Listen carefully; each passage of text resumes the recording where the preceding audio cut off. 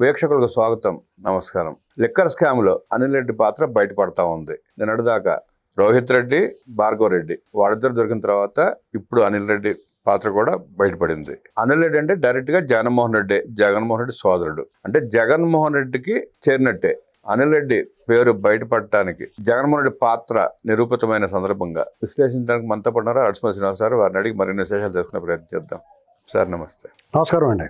Liquor scam లో అనిల్ రెడ్డి పాత్ర బయటపడింది. అనిల్ రెడ్డి అంటే జగన్మోహన్ రెడ్డే, అంతిమంగా జగన్మోహన్ రెడ్డే. ఆ పాత్రను ఎట్లా చూస్తారు, ఎట్లా విశ్లేషిస్తారు? ఇప్పుడు వీళ్ళంతా ఒకటే ముఠ అండి, కుటుంబం కూడా ఒకటే కుటుంబం. ఎలాగంటే జార్జి రెడ్డి, వీళ్ళందరూ సిసి రెడ్డి, రాజశేఖర రెడ్డి గారు ఉన్నప్పుడు సిసి రెడ్డి ఉండేవాడు. వాళ్ళ చెల్లు పిల్లలు వాళ్ళు వీళ్ళు మొత్తం ఒకటే ముఠ.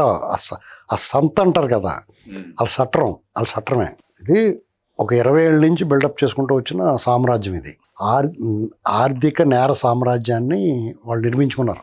రాజశేఖర రెడ్డి గారు ముఖ్యమంత్రి అవ్వక ముందు వీళ్ళందరూ కూడా చాలా మధ్యతరగతి, దిగువ మధ్యతరగతిలో ఉండేవారు. వీళ్ళు ఏదైనా ఉంటే రాజశేఖర రెడ్డి వాళ్ళ బాబు రాజారెడ్డి కొల్లగొట్టుకొచ్చింది ఏమైనా ఉంటే తింటమే తప్ప ఆ లోకల్గా సంపాదించుకుని దౌర్జన్యం చేసి రాజకీయం చేసి పైరవీలు చేసి బతకడమే తప్ప వందల వేల కోట్లకి ఎదిగిన దాఖలాలు లేవు. వాళ్ళు రాజశేఖర రెడ్డి గారు ఎప్పుడైతే ముఖ్యమంత్రి అయ్యాడో అప్పటి నుంచి వాళ్ళందరికీ కొడుకు సింహభాగం లైన్ షేర్ కొడుకు వెళ్ళిపోయినా మిగతా వాళ్ళందరూ కూడా వాళ్ళకి దారులు చూపించాడు, వాళ్ళకి మార్గాలు ఏర్పాటు చేశారు. అందరూ కూడా బ్రహ్మాండంగా స్థిరపడ్డారు. కొంతమంది వీళ్ళ పేరు బయటికి రాకపోవడం కారణం ఏంటంటే ఎప్పుడైతే పెద్ద గీత ఉందో చిన్న గీతలు కనపడలేదు మనకి.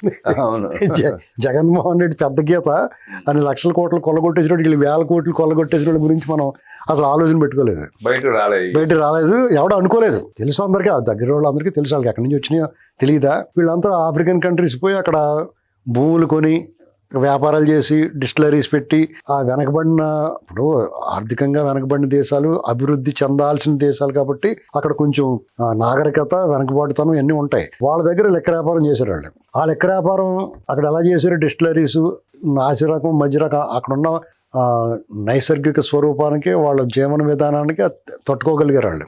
ఆఫ్రికన్ కంట్రీస్లో దృఢంగా ఉంటారు కాబట్టి వాళ్ళంతా. దాన్ని ఇక్కడ జగన్మోహన్ రెడ్డి ముఖ్యమంత్రి అయిన వెంటనే ఇతను చెప్పారు, ఇతను అమలు చేశాడు. అమలు చేస్తే శుభ్రంగా కొల్లగొట్టి ఏమీ మేకల్చకుండా లాగేయచ్చు. మనమే తయారు చేస్తాం, మనమే దాన్ని ముడిసరికెత్తాం, మనమే గీసాలు మనం రెడీ చేస్తాం, మనమే అమ్ముతాం, మనమే తీసుకుంటాం అనేటువంటిది అంతా మనమే. ఇది స్కాము. దాన్ని విజయవంతంగా అమలు చేశారు. ఎక్కడా కూడా దొరకకుండానే ప్లాన్ చేసుకున్నారు. గతంలో ఎగ్జిట్, ఎంట్రీ 2 ప్లాన్లు, ఎంట్రీ మాత్రం ఉంది, ఎగ్జిట్ ప్లాన్ లేదు గతంలో చేసిన నేరాల్లో. ఈసారి దాకా ఇక్కడికి వచ్చేటప్పటికి 2 ఎంట్రీ, ఎగ్జిట్ 2 ప్లాన్లు పెట్టుకుని జాగ్రత్తగా పగడ్బందీగా దిగారు. నిజంగానే పట్టుకోలేరు, ఎవరు పట్టుకోలేరండి. అయితే ఏ నేరం చేసిన నేరస్తుడికైనా కొన్ని వృత్తులకి కొన్ని శాపాలు ఉంటాయి. ఇప్పుడు ముద్రణా రంగం ఉందనుకోండి, ప్రింటింగ్, సరస్వతీదేవి శాపం ఉంటుంది. మీరు ఎంత బ్రహ్మాండంగా డిజైన్ చేసి ప్రింటింగ్ చేసినా ఎక్కడో చిన్న లోపం ఉంటుంది, అక్షర దోషం ఉంటుంది. రికార్డింగ్ చేశారనుకోండి, శబ్ద దోషం ఉంటుంది. ఇలాగనమాట ఏదో చిన్న పొరపాటు ఉంటుంది. దాన్ని కొంత నెగ్లెక్ట్ చేసేలా ఉంటుంది. కొన్ని స్పష్టంగా కనపడే అపస్వరం, అపశబ్దం, అపశృతి అలా కనపడుతూ ఉంటాయి. ఇలాగే ఈ వృత్తిలో కూడా ఒక శాపం ఉంది. ఎలాంటి కరుడుగట్టి నేరస్తుడైనా, ఎంత తెలివైన నేరస్తుడైనా ఏదో చిన్న క్లూ వదలటం కానీ, ఏదో చిన్న పొరపాటు చేయడం కానీ చేస్తాడు. ఒకవేళ ఏది చేయకుండా ఉన్నాడు అనుకోండి, వాడు నేరం చేసేసి వెళ్ళిపోయిన తర్వాత అక్కడ ఏం మాట్లాడుకుంటున్నారని వచ్చి చూస్తాడు, అప్పుడు దొరుకుతాడు. అర్థమైందా? అలాగా వీళ్ళు బ్రహ్మాండం చేశారు. ఈ నేరం జరిగిందని తెలుసు, జరుగుతుందని తెలుసు, కొల్లగొట్టేశారని తెలుసు, అంత స్పష్టంగా క్లియర్గా పిక్చర్ ఉంటుంది. కానీ ఎవిడెన్సెస్ కష్టం. కానీ ఈ దర్యాప్తు బృందం అసలు వీళ్ళకి అసలు కత్తి మీద స్వామి అనమాట. అంటే హైలీ కరప్టెడ్ కేసు ఇది. అంటే పెద్ద వాల్యూమ్లో ఈ దేశమే, ఈ ప్రపంచమే నివిస్తూ పోయే అంత పెద్ద అవినీతి స్కామ్ జరిగింది. ఆ స్కామ్లో అది కూడా ఒక ప్రభుత్వమే నేరుగా ఇన్వాల్వ్ అయింది. ప్రభుత్వాధినేత నేరుగా ఇన్వాల్వ్ అయిన, ప్రభుత్వాధినేతే చేసిన ఈ కుంభకోణం. అంటే డైరెక్ట్గా అంతిమ దోపిడీదారుడు ప్రభుత్వాధినేతే, అప్పుడున్న ప్రభుత్వాధినేత. దీని విషయంలో ఎంత ఎంతమంది ఇన్వాల్వ్ అయిపోతారంటే అప్పుడు ఇప్పుడున్న అధికారులు అందరూ ఇన్వాల్వ్ అయిపోయి ఉంటారు. దానివల్ల ఏమవుతుందంటే ఇప్పుడు మీరు ఇన్వాల్వ్మెంట్ అయి ఉన్నారనుకోండి, మీరు ఇప్పుడున్న ప్రభుత్వంలో కూడా ఉన్నారనుకో, అధికారులు వాళ్ళు దీనికి సహకరించరు, లేకపోతే ఎంతో కొంత సైలెంట్ అయిపోతారు, తప్పించే ప్రయత్నం, లేకపోతే కొంచెం మౌనంగా ఉంటూ ఇలా చేస్తారు. అలాంటి క్లిష్ట పరిస్థితులను ఎదుర్కొని దర్యాప్తు బృందం ఎస్టాబ్లిష్ చేసుకుంటూ వచ్చింది. పూర్తిగా 99% సక్సెస్ అయిపోయి ఇంకొక 1% ఒక్క అడుగు ఉంది. ఇంకా ఈ అడుగేసి లోపల ఇంకా చిల్లర పొంద గోళిక్కాయలు పిల్ల గోళిక్కాయలు అంటారు కదా, అలాంటి పిల్ల గోళిక్కాయలు అన్ని దొరుకుతున్నాయి. ఇప్పుడు గోళిక్కాయలు తెలుసు మీకు, ఇంతలా బొంద గోళిక్కాయ అంటారు. మామూలుగా గోళిక్కాయలు ఉంటాయి, పిల్ల గోళిక్కాయలు చిన్నవి ఉంటాయి. ఇంత ఇక్కడ ఈ చేతిలో పెట్టుకుని ఆడతారు. అలాగా ఈ పిల్ల గోళిక్కాయలు అన్నీ దొరుకుతున్నాయి. కానీ పేరుకి పిల్ల గోళిక్కాయలు కానీ అయ్యి ఈ స్కామ్కి అసలు ఈ స్కెచ్కి ఆ ఊహ ఆ ఐడియా ఇచ్చింది వాళ్ళే, ఈ అనిల్ రెడ్డి అన్నవాళ్ళు. కాబట్టి 4-5 రోజుల నుంచి అతను ఇంట్లో సోదాలు జరుగుతున్నాయి, దర్యాప్తు జరుగుతుంది, విచారణ చేస్తున్నారు. కానీ నిన్న లీక్ వచ్చింది. ఇంకా ఎవరన్నా ఉంటే కూడా ఇదంతా కూడా ఈ లిక్కర్ స్కామ్ మద్యం తాలూకు కుంభకోణానికి సంబంధించిన ఒక పార్ట్ మాత్రమే. అంటే ఇప్పుడు బాహుబలి 1, 2 లాగా, బాహుబలి సినిమా లాగా అంటే ఈ 10 పార్ట్లు తీయాలి ఈ మద్యం స్కామ్ది. ఇది పార్ట్ 1లో కమిషన్లో తయారీ, వచ్చిన డిస్ట్రిబ్యూషన్ ఎక్కడ పెట్టేవనేటువంటిది, ఎంత కొట్టేశారు, ఎంత దోపిడీ చేశారు అనేటువంటి మళ్ళీ సెకండ్ పార్ట్ ఉంటుంది. ఇంకా అదో పెద్ద ప్రహసనం. అది ఎక్కడ దాచారు, ఎంత కొట్టేశారు అనేటువంటి ఆ ఫిగర్ వేరే. ఇదంతా లైట్ ఫిగర్. ఇది కమిషన్లో ఎంతంత చేశారు, ఇది ఒక పార్ట్. కాబట్టి ఈ విషయంలో జగన్మోహన్ రెడ్డి గారు లోపలికి వెళ్ళిపోవాల్సిందే.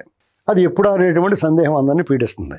చాలామంది నిరాశావాదులు ఎక్కువైపోయారు. జగన్మోహన్ రెడ్డి అధికారం ప్రారంభమైన దగ్గర నుంచి చాలా బలమైన దృఢమైన మనస్తత్వం కలిగిన తెలుగుదేశం కరుడుగట్టిన కార్యకర్తలు కానీ, నాయకులు కానీ, చాలామంది సామాన్య ప్రజలు కూడా జగన్మోహన్ రెడ్డి అరాచకం, అవినీతి, దుర్మార్గం, ఈ దోపిడీ అన్నీ చూసిన తర్వాత వాళ్ళలో ఒక రకమైన బలహీనత ఏర్పడింది. వాళ్ళలో ఒక రకమైన అభద్రతాభావం ఏర్పడింది, ఒక భయాందోళన ఉంది. ఇదంతా కూడా వీళ్ళకున్న ఒక యాంగ్జైటీ, ఏమైపోద్దా అన్న భయాందోళన వల్ల వచ్చిన అనుమానాలు ఇవన్నీ నిత్య సంకితులుగా మారిపోయారు.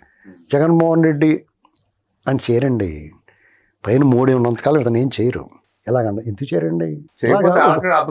ఇప్పుడు మిథున్ రెడ్డికి మధ్యంతర బెయిల్ వచ్చింది, మోడీ ఇప్పించాడు. ఇప్పుడు జైల్లోకి వెళ్ళిన వాళ్ళు బెయిల్ రాకుండా ఎన్నాళ్ళు ఆపగలరు ఎవరన్నా? కాబట్టి కొన్ని విషయాలు అలా చూస్తూ ఉండాలి. ఒకవేళ జగన్మోహన్ రెడ్డి నేరాలను కానీ, అది చేసిన దుర్మార్గాలను కానీ, దోపిడీని కానీ ఎస్టాబ్లిష్ చేయకపోతే కూటమి ప్రభుత్వానికి ప్రమాదం కదా. వాళ్ళకి రాబోయే రోజులు చెడ్డపేరు వస్తుంది. చెడ్డపేరు ఎంత తెచ్చుకుంటాడు ఎవరన్నా? కాబట్టి మనం కొద్దిగా ఓపిక పట్టాలి. జగన్మోహన్ మీద కోపం ఉంటుంది మనకు, ఖచ్చితంగా కసితో రగిలిపోతూ ఉంటారు. వాళ్ళు మాట్లాడే మాటలు, వాళ్ళు చేసి ప్రచారాలు చూస్తుంటే ఒళ్ళు మండిపోయి వంగు తీసి గుద్దేయాలనిపించేస్తూ ఉంటుంది అందరికీ. సపోజు ఈ స్కామ్ బయటపడిన వెంటనే టపాల మంది తీసుకెళ్ళి పెట్టేశారు అనుకోండి, వాళ్ళ మనుషులు ఉంటున్నారు కదా జ్యుడిషియరీలో చాలామంది, అప్పుడు మీరు ఏం చేస్తారు, వాళ్ళు చేతులు ఎత్తిచ్చేస్తే. ఇవన్నీ చూసుకోవాలి, వాళ్ళన్నీ క్లీన్ అవ్వాలి, ఇవన్నీ మారాలి. సిస్టమ్నే అందులో సిస్టంలా చూసి వాళ్ళ విచక్షణాధికారంతో ప్రజల వైపున ఆలోచించే వాళ్ళు ఉండాలి. చాలా రకాలు ఉంటాయి ఇందులో. మొన్న 20 మందో 30 మందో గవర్నమెంట్ లీడర్లు, ఏపీపీలు, ఈ పీపీలు అందరినీ తీసి పాడేశారు. లేదంటే ఏ కేసుకి వెళ్ళగానే బెయిల్ ఇవ్వడం ఇచ్చేయండి అనేస్తారు. ఏం చేస్తారు? జడ్జిలు తప్పు ఉండదు ఇక్కడ, అక్కడ ఆర్గ్యుమెంట్ చేసి కూడా తప్పులు ఉంటాయి. తర్వాత ఇతను ఈ దర్యాప్తు బృందం వాళ్ళని మనం ఖచ్చితంగా మెచ్చుకుని తీరాలి. ఎందుకంటే వాళ్ళ మీద అనేక ప్రెజర్స్ వచ్చేస్తాయి, ఒత్తిళ్ళు, ప్రలోభాలు ఉంటాయి. ఎన్నిటిని తట్టుకుని ఒక్కొక్కటి ఎస్టాబ్లిష్ చేసుకుంటూ వస్తున్నారు. చూసారా, రోజు చూడండి కొత్త వాళ్ళు వస్తున్నారు. ఇంత బయటకు వస్తున్నప్పుడు జగన్మోహన్ రెడ్డి తప్పించుకుంటాడని ఎలాగనుకుంటున్నారు? ఎలా తప్పిస్తారు ఎవరైనా? కాబట్టి ఈ మద్యం స్కామ్లో ఇరుక్కుంటాడు ఇతను. ఒక్కసారి ఇతను ఈ స్కామ్లో అరెస్ట్ అవ్వటమే తరువాయి అతని మీద ఉన్న బెయిల్ అన్నీ రద్దు అవుతాయి. ప్రతి వాళ్ళు ఏమంటున్నారంటే చాలామంది మీరు అలాగే చెప్తూ ఉంటారు. తప్పదు, ఏం చెప్తాం.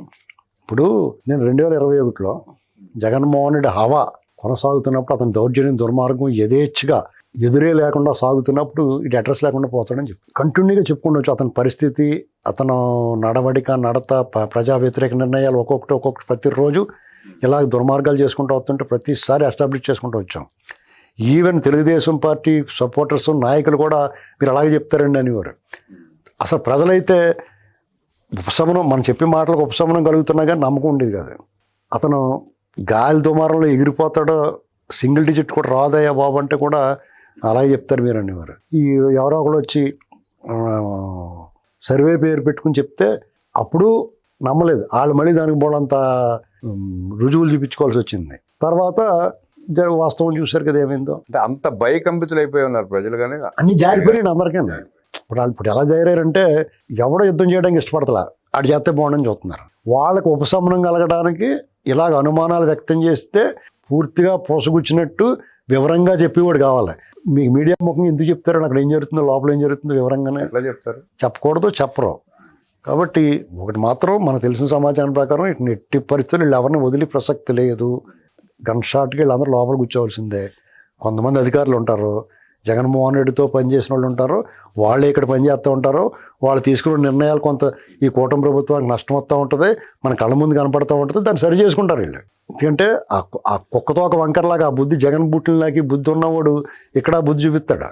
కాబట్టి వేచి ఉండాలి. ఎందుకంటే ఏ ప్రభుత్వ అధినేతలు కూడా వాళ్ళ ప్రభుత్వానికి చెడ్డ పేరు రావడానికి కానీ వాళ్ళు మళ్ళీ ఓడిపోవడం కానీ ఇష్టపడరు కదా.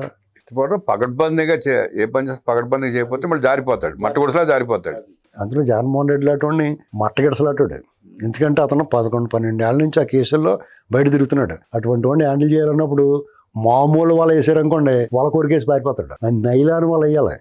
అర్థమైందా? అది పరిస్థితి. మద్యం స్కామ్లో అరెస్ట్ అయిన 12 మందికి ఎంతవరకు బెయిల్ రాలేదని, అలాగే జగన్మోహన్ రెడ్డిని కూడా పగడ్బందీగా అతను చేసిన నేరాలను రుజువు చేసి సాక్ష్యాధారాలతో అరెస్ట్ చేస్తారని, అప్పటిదాకా తెలుగుదేశం పార్టీ శ్రేణులు కానీ ప్రజలు కానీ నిరాశ చెందాల్సిన అవసరం లేదని, జగన్మోహన్ రెడ్డిని అరెస్ట్ చేసిన క్రమంలో మట్టగుడిసిలాగా జారిపోకుండా జాగ్రత్తతో వ్యవహరించి సిట్ అరెస్ట్ చేసే ప్రయత్నం త్వరలోనే చేస్తుందంటూ విశ్లేషించిన అడిసిమల్లి శ్రీనివాసరావు గారికి ధన్యవాదాలు తెలియజేస్తూ నమస్కారం.